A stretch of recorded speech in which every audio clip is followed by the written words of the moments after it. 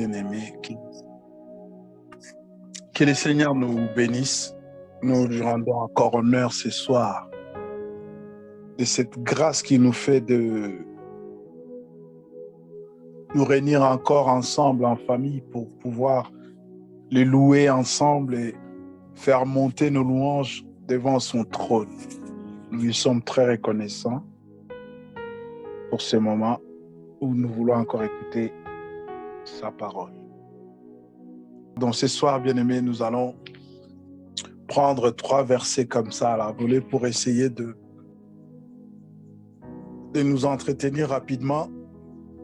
Nous allons prendre Hébreux chapitre 10.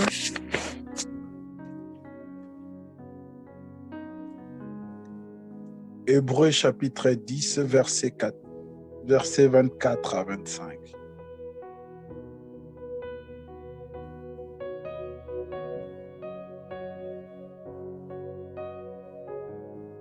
Je vais lire la parole de Dieu.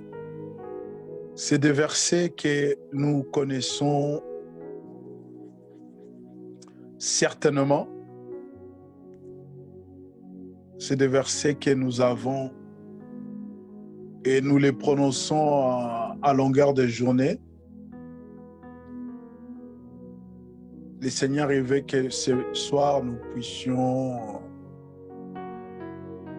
partager là-dessus. Donc, Hébreux chapitre 10,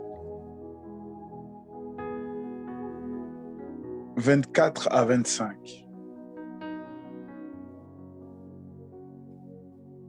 Je vais prendre la version Darby. Après, je pourrais lire la version 8 secondes.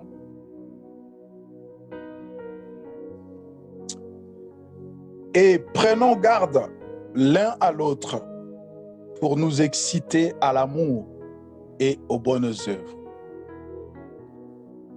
Pas les rassemblements de nous-mêmes, comme quelques-uns ont l'habitude de faire, mais nous exhortons l'un l'autre, et cela d'autant plus que vous voyez les jours approcher.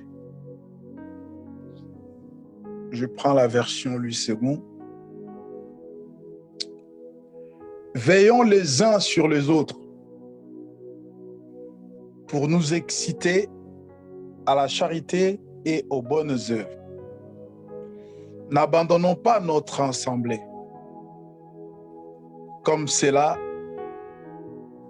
coutume de quelques-uns, mais exhortons-nous réciproquement.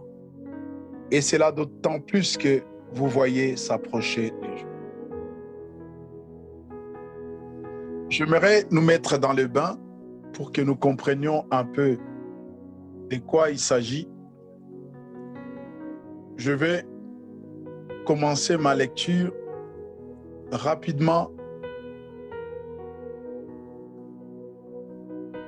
un peu plus haut. Je vais commencer au verset 20.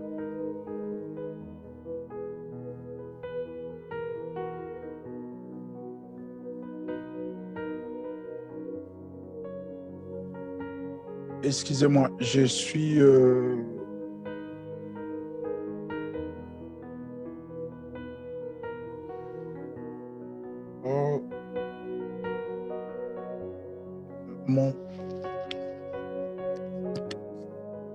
Je vais commencer, pardon, je reprends.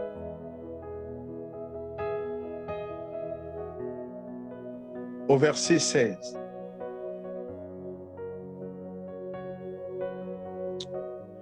Voici l'alliance que je ferai avec eux. Après ce jour-là, dit le Seigneur, je mettrai mes lois dans leur cœur et je les écrirai dans leur esprit. Il ajoute, et je ne me souviendrai plus de leurs péchés, ni de leur iniquité. Or, là où il y a le pardon des péchés, il n'y a plus d'offrande pour les péchés. Ainsi donc, frères, puisque nous avons, au moyen du sang de Jésus, une libre accès, une libre entrée dans les sanctuaires, par la route nouvelle et vivante qu'il a inaugurée pour nous au travers du voile, c'est-à-dire de sa chair. Et puisque nous avons un souverain sacrificateur établi sur la maison de Dieu, approchons-nous avec un cœur sincère, dans la plénitude de la foi, les cœurs purifiés d'une mauvaise conscience et les corps lavés d'une eau pure. Retenons fermement la profession de notre espérance, car celui qui a fait la promesse est fidèle. C'est là où maintenant il dit, veillons les uns les autres. La version d'Arby dit, veillez l'un et l'autre, pour nous exciter à la charité et aux bonnes œuvres. N'abandonnons pas notre assemblée comme c'est la coutume de quelques-uns, mais exhortons-nous réciproquement, et cela d'autant plus que vous voyez s'approcher les jours. Parole du Seigneur. Bien-aimés dans le Seigneur, ce soir, nous voulons encore nous entretenir rapidement.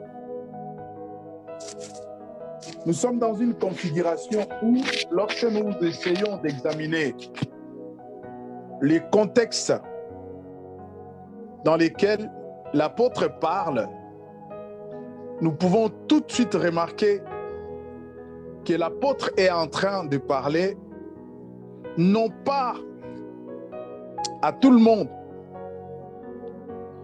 Il est en train de s'adresser particulièrement à une communauté, à une assemblée, à un peuple. Et lorsque le prophète le dit,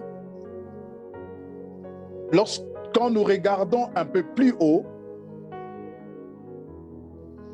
il est en train d'expliquer comment Dieu n'a pas voulu les sacrifices, ni les holocaustes, ni les offrandes. Mais Dieu a pris le plaisir de former à son Fils un corps. La Bible le dit très bien. Lisez dans le verset 8. Il dit, il n'y a pas pris plaisir, lesquels sont offerts selon la loi. Dieu n'a pas pris plaisir aux holocaustes, aux offrandes et aux sacrifices qui sont offerts selon la loi. Mais il a formé un corps à son Fils. Et la Bible dit, son Fils, il vient. Il dit, je viens, ô Dieu, pour faire ta volonté. Je viens, la Bible dit toujours dans le verset 8, le Fils y vient pour ôter la première alliance afin d'établir la deuxième. Et l'apôtre est en train d'expliquer ici, je voudrais nous dire clairement, il est en train d'expliquer, lorsque nous essayons d'entrer dans le contexte, il est en train d'expliquer aux Juifs. Ici, l'apôtre n'est pas en train de parler aux gentils, il parle aux Juifs. C'est pour cela, lorsque les chapitres 10 est fini, on entre dans les chapitres de la foi. C'est là où maintenant l'apôtre expose aux Juifs l'attitude de leurs ancêtres, l'attitude de leurs pères. Un tel a fait ceci, parce qu'il avait foi en Dieu. Un tel a fait cela parce qu'il croyait en Dieu. Un tel a dit des choses, il a manifesté la foi en Dieu et Dieu lui a accordé ce qu'il avait besoin.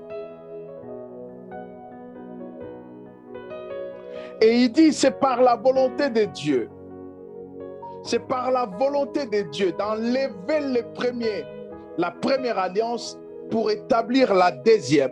C'est par cette volonté que nous avons été sauvés par le corps de Jésus qui avait été offerte une seule fois. J'ai dit sa chair. Et tout sacrificateur se tient debout. L'apôtre est en train d'expliquer par rapport au déroulement du culte de l'ancienne alliance. L'apôtre dit, lorsque nous sommes dans l'ancienne alliance, les sacrificateurs se tenaient debout chaque jour pour faire les services. Et il offrait souvent les mêmes sacrifices qui ne peut jamais ôter les péchés. Mais Jésus est venu s'offrir comme étant les sacrifices qui ôtent les péchés et assis perpétuellement à la droite de Dieu. Et la Bible dit, attendant désormais jusqu'à ce que ses ennemis soient mis pour marchepied, pour ses marchepieds. Bien-aimés, vous savez, aujourd'hui, lorsque nous parlons des ennemis de Jésus, très souvent, nous dirigeons, nous suivons les diables dans sa tanière.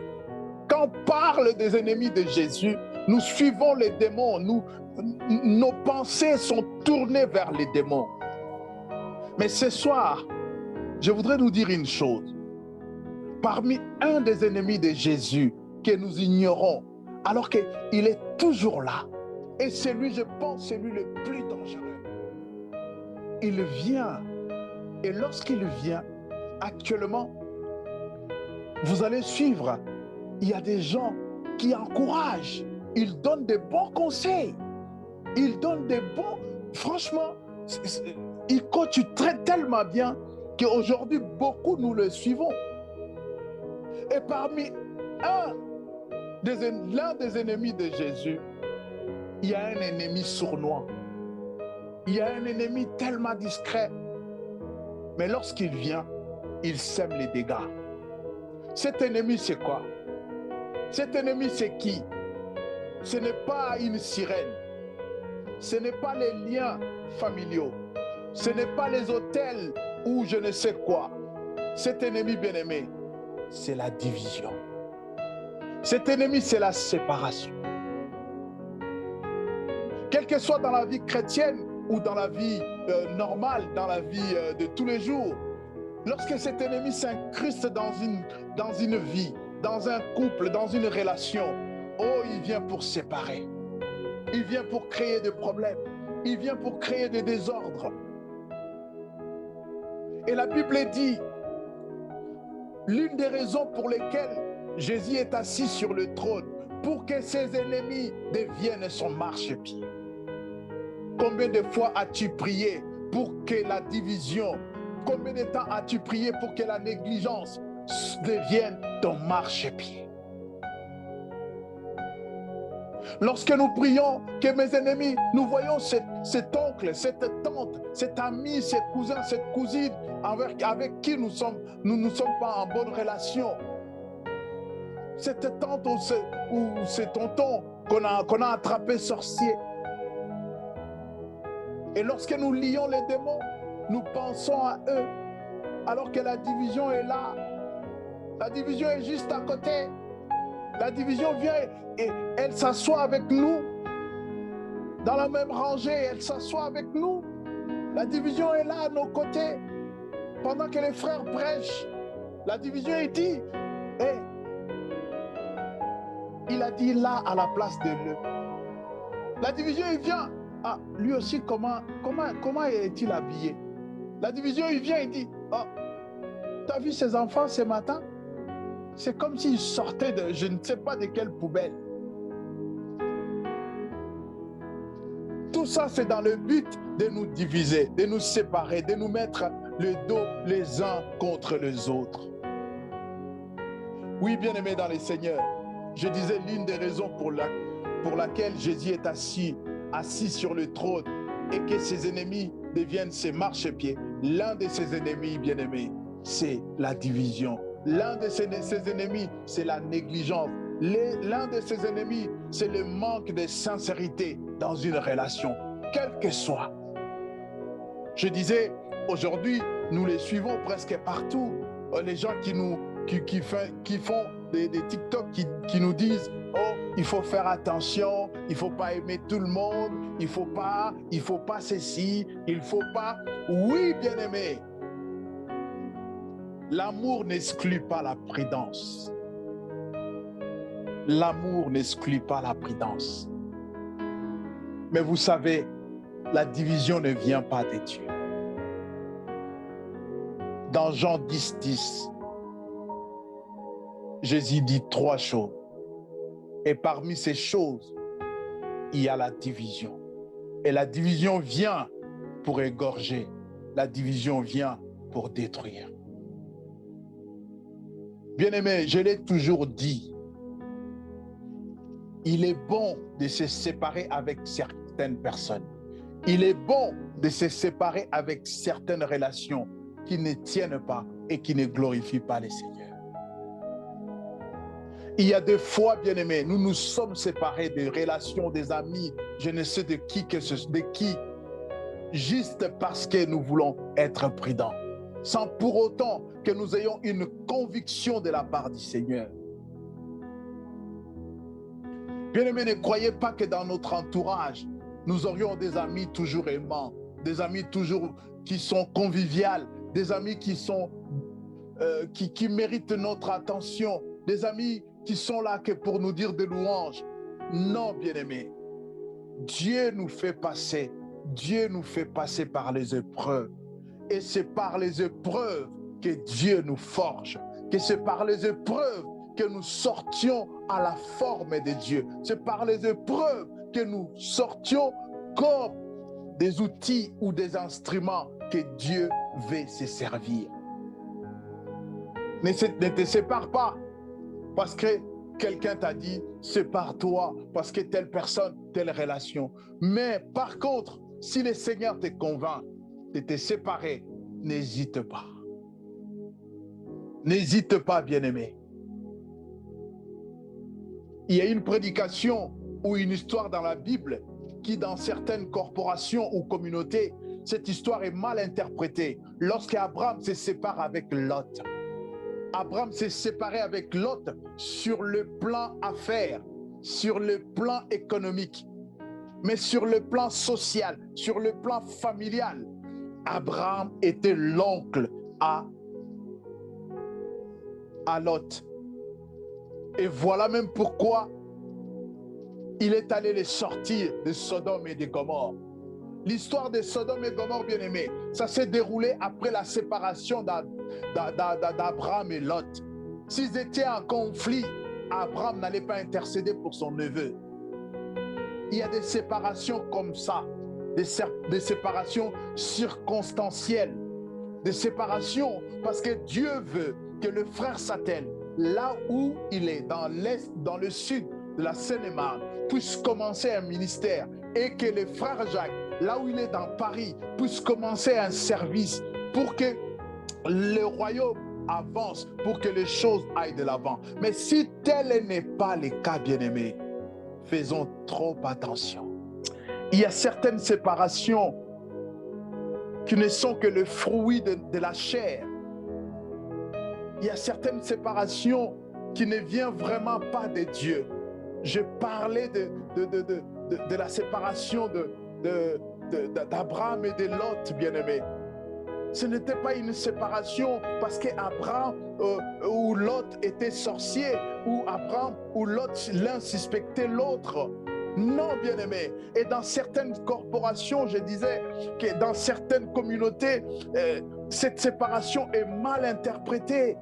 Cette séparation est tellement erronée, tordue, qu'aujourd'hui, les gens, ils se basent, ils s'appuient sur ces versets pour dire à un tel, tu dois te séparer de ta famille, tu dois te séparer. Non, bien-aimé, lisons la parole de Dieu. Abraham dit à Lot, son neveu, parce que tes serviteurs et mes serviteurs ne s'entendent pas, alors que le Seigneur les avait bénis. Il n'y avait plus d'espace pour le troupeau de Lot et le troupeau d'Abraham. Et à ce moment-là, sagement, Abraham a dit à son neveu Lot, séparons-nous, mon neveu. Tu es mon neveu, je t'aime tellement. Tu es mon neveu, tu es le sang de mes sangs, la chair, le sang qui est dans tes veines, c'est mon sang. Je ne veux pas avoir de problème avec toi. Et ils sont restés unis. Et la raison pour laquelle je disais, Abraham est allé par son intercession, il est allé sortir Lot de Sodome et de Gomorrhe lorsque le Seigneur voulait détruire ces villes. Et il y a certaines séparations, bien-aimés, qui ne sont même pas les fruits de la chair. Il y a certaines séparations qui viennent carrément du monde de ténèbres. Car Jésus l'a dit, la mission de l'ennemi, c'est quoi? C'est d'égorger, de détruire et de diviser.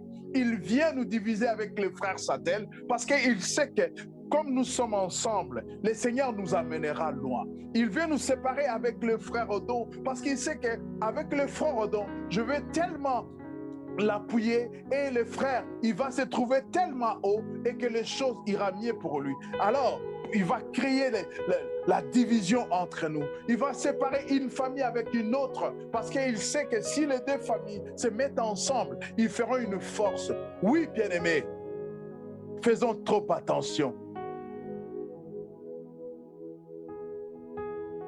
Et Jésus, apôtre qui continue, il dit, approchons-nous donc avec un cœur vrai, en pleine. Approchons-nous donc avec un cœur vrai, en pleine assurance de foi, ayant le cœur purifié par l'aspersion, purifié d'une mauvaise conscience et le corps lavé d'eau pure. Bien-aimé, je disais, nous devrions faire un effort, que Jésus soit le seul moyen, que Jésus soit le seul intermédiaire, comme dit Timothée, que Jésus soit la seule alternative qui nous approche de Dieu. Qu'il ne soit pas Satel, que cela ne soit pas Léon, ni Jacques, ni Odon, famille, je ne sais qui, que la seule alternative, le seul moyen, le seul pont, le seul médiateur, le seul point de contact entre nous et Dieu soit Jésus. Soit Jésus, bien-aimé. Le mercredi ou le vendredi, même si tu n'es pas connecté avec nous, dis-toi, fais-toi un effort d'être connecté avec le Seigneur. Fais-toi un effort là où tu es, là où tu seras, que tu sois connecté avec le Seigneur. Que le Seigneur soit notre connexion perpétuelle.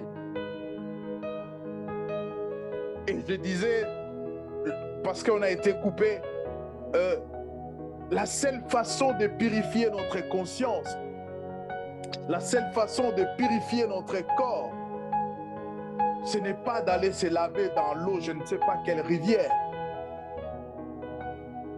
Jésus dit à ses disciples dans Jean 15, je crois, ou Jean 15, il dit, déjà la parole que je vous donne, cette parole vous purifie. Je crois Jean 17, cette parole vous purifie. C'est la parole de Dieu purifie. La parole de Dieu, bien-aimé, et non pas seulement comme de l'eau. La parole de Dieu est aussi un feu. La parole de Dieu nous purifie, bien-aimés. Et la parole de Dieu, le Seigneur a plusieurs manières de nous purifier. La manière dont le Seigneur purifie un ancien voleur, ce n'est pas la manière dont le Seigneur purifiera quelqu'un qui n'a jamais connu les vols, qui n'a jamais connu la délinquance, qui n'a jamais connu la turbulence, qui n'a jamais connu les choses de la rue. Ce n'est pas de la même manière. Il y a certains, ils doivent passer par la parole qui brûle comme le feu. Lorsque le prédicateur il finit de prêcher, avant même qu'il fasse l'appel, déjà tu commences à grincer les dents, tu commences à te dire, non, pourquoi il vient parler de moi? Pourquoi il parle? Est-ce que quelqu'un lui a révélé ce que j'ai fait? Est-ce qu'il ne m'a pas suivi? Est-ce que quelqu'un ne lui a pas dit? Je pense que le pasteur lui a dit ce que je lui avais avoué. Non, bien-aimé, le Seigneur est souverain et le Saint-Esprit, il sonde les profondeurs de Dieu. À combien plus forte raison, toi qui n'es même pas Dieu, tu es un pécheur repenti. Tu viens de te repentir. Tu te crois que tu as été espionné. Non, le Saint-Esprit peut te sonder et aller mettre la pensée dans la bouche de ton serviteur pour dévoiler les œuvres du ténèbre de l'ennemi et enfin de t'amener à la délivrance. À la délivrance. Les cœurs purifiés de l'eau pure. Retenons la confession de notre espérance sans chanceler, car celui qui a promis est fidèle. Celui qui a promis est fidèle. Bien-aimé, quelle est la confession de notre espérance? Est-ce que quelqu'un connaît la confession de son espérance? Si tu connais la confession de ton espérance, bien-aimé, ta foi sera inébranlable. En quoi tu espères? Tu espères au miracle? Gloire à Dieu. En quoi tu espères? Retenons fermement la confession de notre espérance. Je me rappellerai toujours, lorsque nous étions encore en Belgique, à chaque fin de culte, l'apôtre Martin Moutchébélé nous faisait répéter toujours la confession de notre foi. Je crois à un seul Dieu, le Père de notre Seigneur Jésus-Christ. Je crois qu'il a envoyé son Fils mourir la croix pour nous. Je crois qu'il est le seul médiateur entre Dieu et les hommes. Je crois qu'il n'y a aucun autre nom dans les ciels, sur la terre et sous la terre qui nous a été donné, par lesquels nous serons sauvés. Je crois par ses meurtrissures, je suis guéri. Je crois qu'il est mort. Je crois que le Saint-Esprit l'a ressuscité le 3e jour. Je crois qu'il est allé me préparer une place. Je crois qu'il viendra me chercher. Parce que celui qui a fait la promesse n'est pas un homme. Alléluia. Quelle est la confession de ta foi? Il y en a aujourd'hui qui se font appeler enfants de Dieu. Ils confessent les liens, ils confessent les chaînes, ils confessent les autels, ils confessent je ne sais quoi. Non, ces choses sont vraies. Ces choses existent. Le diable ne peut pas enchaîner un enfant de Dieu. Je ne l'ai jamais vu dans la parole. Une fois, bien aimé, si nous voulons essayer d'entrer dans cette configuration, une fois, ils l'ont essayé avec Pierre et Silas. La Bible dit, seulement par des louanges et des cantiques, les chaînes avaient lâché. Alléluia. Oh, alléluia. Alléluia. Alléluia.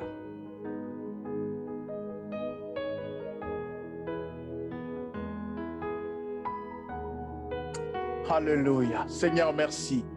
La Bible dit, il a fait de ses anges le vent et de ses serviteurs de flammes de feu. Et le vent souffle, vous entendez, vous ne savez ni où il vient et vous ne savez d'où il vient ni où il va. Mais le vent souffle. Comment peut-on arrêter le vent? Comment peut-on arrêter l'esprit? L'esprit du Seigneur, l'esprit du Seigneur est sur moi car il m'a oint. L'esprit du Seigneur est sur moi car il m'a oint. L'esprit du Seigneur est sur moi car il m'a oint. Comment peut-on arrêter l'esprit du Seigneur qui est à moi car il m'a oint? Retenons la confession de notre espérance sans chanceler, car celui qui a promis est fidèle. La parole que je souhaitais nous amener ce soir, c'est au verset 24.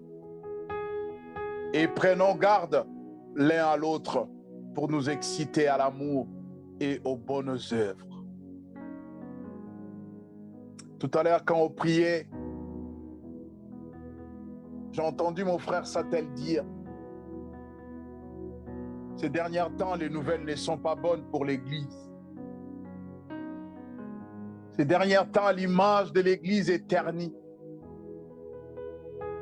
Moi, ce n'est pas ça mon problème. Je ne regarde pas l'image de l'Église. Parce qu'il y a une promesse. que le diable ignore, que beaucoup d'enfants de Dieu ignorent. Il y a une promesse que le fidèle a fait. La Bible dit, Christ est en train de préparer une église sans tache ni ride. C'est cette église-là. Et de cette église-là, bien-aimé, lorsque je jeûne, je prie. Je ne prie pas pour que les chaînes tombent. Je ne prie pas pour que je sois libéré de quoi que ce soit. Je ne prie pas que Dieu me donne de l'argent. Je prie pour que je fasse partie de cette église qui est sans tache ni ride. Seigneur, aide-nous, s'il te plaît. Aide-nous, aide-nous. C'est toi, Seigneur, qui peux nous aider seuls. Personne d'autre. Nous sommes tellement ridés. Nous sommes tellement pleins de tâches. Oh Jésus. Oh Jésus. Bien-aimé, mon salut dépend de toi. Mon salut dépend de toi. Je m'explique par cette parole que je vous ai donnée, que le Seigneur nous a donnée ce soir. Au verset 24, il dit, prenons garde l'un à l'autre pour nous exciter à l'amour et aux bonnes œuvres. Bien-aimé, ne sois pas caïn, ne sois pas négligent, quel que soit l'état de ton frère. La Bible dit, c'est une recommandation. La Bible dit que nous puissions veiller. Que nous puissions veiller l'un et l'autre. Frère Satel, veille sur moi, s'il te plaît. Sœur Family, veille sur moi, s'il te plaît. Sœur Nanette, veille sur la sœur Sandra. Frère Jacques, veille sur le frère Odon. Frère Mayoka, veille sur le frère Satel. Frère Famille, sœur Family, veille sur la sœur Elikia. Oh, bien-aimé. Je sais, des fois, ce n'est pas facile. Des fois, nous nous posons la question, comment je ferai? Comment je peux lui dire? Mais bien-aimé, tout est possible à celui qui croit.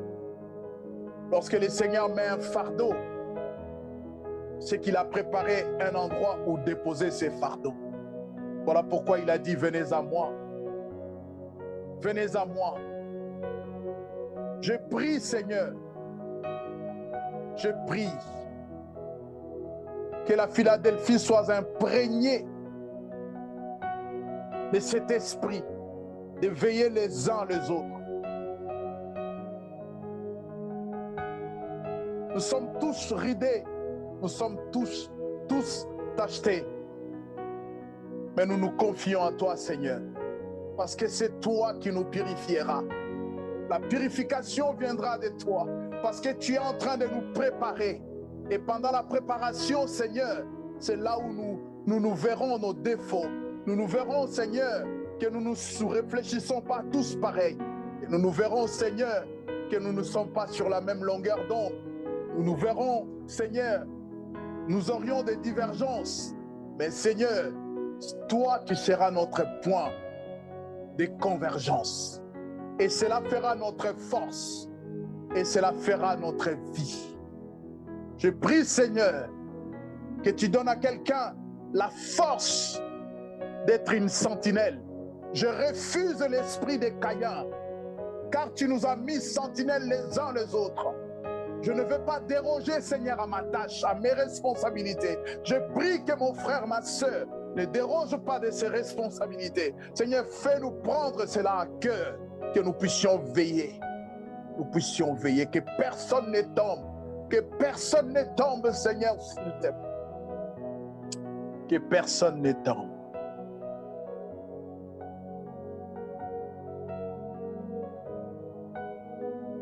Pour nous exciter aux bonnes œuvres. aux bonnes œuvres. Lorsque je verrai mon frère Jacques marcher à côté, j'irai le voir pour lui dire, frère, fais attention. Ce que tu as fait, là où tu mets ton pied, ce n'est pas bien. Et mon frère, il m'écoutera. Et lorsqu'il se tournera de cette mauvaise voie, ça sera une âme qui sera sauvée. Au verset 25, parlera simplement de nous-mêmes comme quelques-uns ont l'habitude de le faire, mais nous exhortons l'un et l'autre, et cela d'autant plus que vous voyez les jours approcher. Et dans certaines versets, dans certaines versions, il est dit, n'abandonnez pas votre assemblée. Et beaucoup de gens, beaucoup d'hommes de Dieu ont utilisé ces versets à mauvais escient pour rappeler une personne ou un groupe de personnes qui part, qui n'est pas d'accord avec le pasteur parce qu'il y a eu des choses. Et ils disent, n'abandonnez pas votre ensemble. Ça n'a rien à voir. Ici, le mot assemblée a le même racine que le mot groupement, réunion, entourage. Comme nous sommes là et nous avons l'habitude de nous voir, n'abandonnons pas cela. Et la Bible dit, beaucoup ont cette coutume, mais nous ne faisons pas comme eux. Celui qui abandonne cette communauté de la Philadelphie pour aller évoluer dans une autre église, nous fléchissons nos genoux et nous les bénissons. Mais celui qui abandonne la Philadelphie pour aller se vautrer dans le péché, nous pleurerons devant le Seigneur pour qu'il revienne au Seigneur. C'est celui-là qui a abandonné son ensemble. Mais celui qui est parti pour une autre mission, il n'a pas abandonné son ensemble. J'aimerais que nous nous arrêtons là ce soir. J'ai beaucoup parlé, mais je pense qu'à chacun de nous, le Seigneur voulait dire quelque chose.